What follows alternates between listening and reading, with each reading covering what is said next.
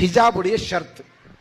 நம்ம ஹிஜாப் உடுத்துறோம் இல்லையா, அந்த ஹிஜாப் மார்க்கம் சொல்லுகின்ற வரையறைக்குள் எப்போது வரும் என்று சொன்னால், முதலாவது நம்முடைய உடலின் முழு பகுதியையும் அது மறைக்கக்கூடியதாக இருக்கணும்.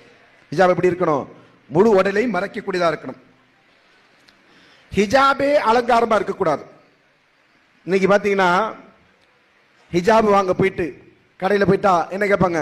கல் வச்சது இல்லையா, ஏன் முள்ளு வச்சது வாங்கிக்கிங்களா, நல்லா இருக்குமே.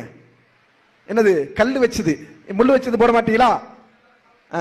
அதை என்ன செய்யறது? கேட்கறது அவங்கள்ட்ட போயிட்டு, கல் வச்சது இல்லையா, டிசைன் பண்ணது இல்லையா, இல்லது ஒவ்வொரு இடத்திற்கும் ஒரு கலர், இங்க ஒரு கலர் இங்க ஒரு கலர், இந்த ஜிகினா மாடல்கள் அப்படி என்ன செய்யறது?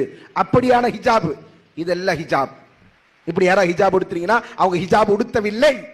நீங்க வெறும் ஒரு கருப்பு ஆடையை அல்லது ஒரு குறிப்பிட்ட வர்ணத்திலான ஆடையை உடுத்துவதற்கு பேர் அல்ல இஸ்லாமிய ஷரியாவில் ஹிஜாப் என்பது. ஹிஜாப் என்பதுல அலங்காரம் இருக்கக்கூடாது என்பது அவருடைய இரண்டாவது நிபந்தனை.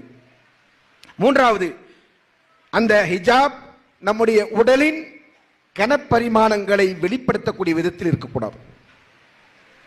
இங்கே அதிகமான பெண்கள் ஸ்கார்ஃப் போட்டிருப்பாங்க, தலைக்கு மக்கனா போட்டிருப்பாங்க. எது வரைக்கும் தான் இருக்கும்? இந்த ஷோல்டர் வரைக்கும் தான் இருக்கும். பின்னாடி எவ்வளவுதான் இருக்கும்? ஷோல்டர் வரைக்கும். சில பேர் எப்படி சுத்தி கட்டியிருப்பாங்க, அவங்க கட்டினது எப்படிதான் இருக்கும்?